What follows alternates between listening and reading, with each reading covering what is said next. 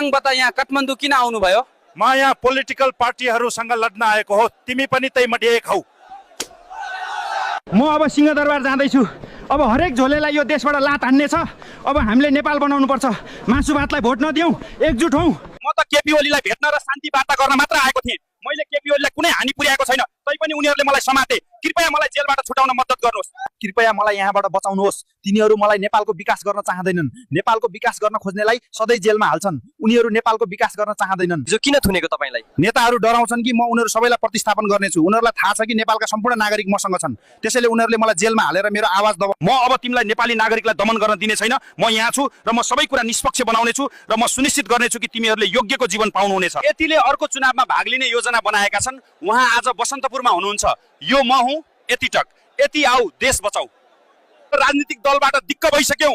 हामी हरेक नेपाली नागरिकको तर्फबाट यहाँ छौँ। हामी नेताहरूसँग लड्न यहाँ छौँ।